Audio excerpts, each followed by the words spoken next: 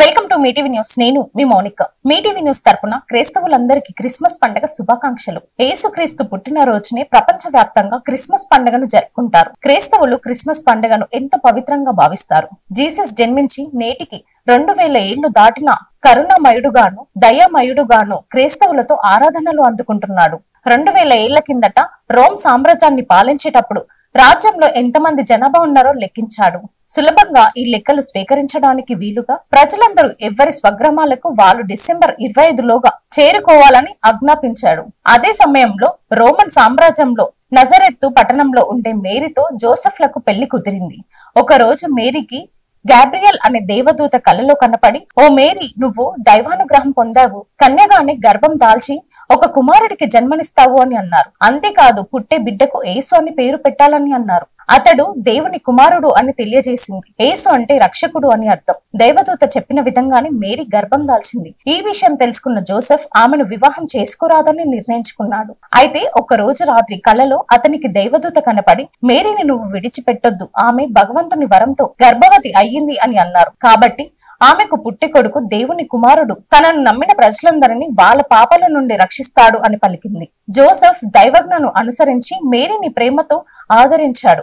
ఇక రాజజ్ఞ ప్రకారం జోసెఫ్ మేరీలు తమ స్వగ్రామమైన బేత్లెహేంకు బయలుదేరుతారు.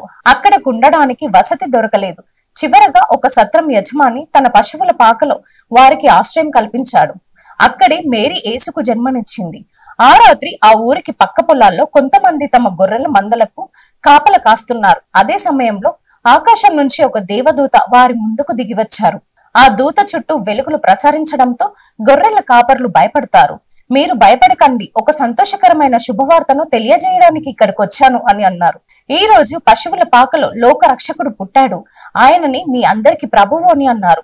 ఒక పసికందు గుడ్డలో చుట్టి పశువుల తొట్టిలో అమ్మ పొత్తిళ్లలో పడుకొని ఉంటాడు, అతడే లోక రక్షకుడు అని చెప్పాడు. గొర్రెల కాపర్లతో ఈ విషయం గురించి చెప్తుండగానే ఆ ప్రాంతమంతా ఆకాశం నుంచి దిగివచ్చిన దేవదూతలతో నిండిపోయింది. అలా అక్కడికి వచ్చిన దేవదూతలు దేవుణ్ణి స్మరిస్తూ గీతాలు పాడి మాయమైపోతారు. గొర్రెల కాపర్లు హుటాహుటిన దేవదూత చెప్పిన పశువుల పాకను చేరుకుంటారు. అక్కడ పశువుల తొట్టిలో పడుకొని ఉన్న శిశువుతో పాటు మేరీ, జోసెఫ్లను చూస్తారు. దేవదూత తమకు చెప్పిన విషయాన్ని వారు అందరికి తెలియజేస్తారు. అలా 2000 సంవత్సరాల కిందట డిసెంబర్ 24న అర్ధరాత్రి 12 తర్వాత జీసస్ జన్మించాడు.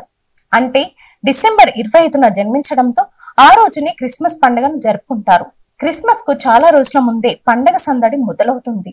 దీనికోసం క్రైస్తవులు తమ ఇళ్లలో చర్చిలను అందంగా అలంకరిస్తారు. వెదురు బదులు రంగుల కాగితాలతో ఒక పెద్ద నక్షత్రాన్ని తయారు చేసి ఇంటిపై వేలాడదీస్తారు. దీన్ని రంగురంగుల కాగితాలు, నక్షత్రాలు, చిరుగంటలు, చిన్న చిన్న గాజు గొల్లాలతోనూ అలాగే తమ ఇంట్లో క్రిస్మస్ ట్రీని ఏర్పాటు చేస్తారు. క్రిస్మస్ ముందు రోజు రాత్రి శాంతాక్లాజ్ ఆకాశం నుండి ధృవపు జింకలు లాగా బండిలో వచ్చి పిల్లలకు బహుమతులు ఇచ్చి వెళ్తాడని నమ్ముతారు. అందుకోసం పిల్లలు తమ మెజూన్లను వేలాడదీసి ఉంచుతారు. ఇలా ఉంచితే శాంతాక్లాజ్ వాటిలో బహుమతులను వేసి వెళ్తారని నమ్మకం. క్రిస్మస్ రోజున బంధుమిత్రులు ఇళ్లలోకి వెళ్లి శుభాకాంక్షలు తెలియజేస్తారు. మరొకసారి మీటీవీ న్యూస్ తరపున క్రైస్తవులందరికీ హ్యాపీ క్రిస్మస్.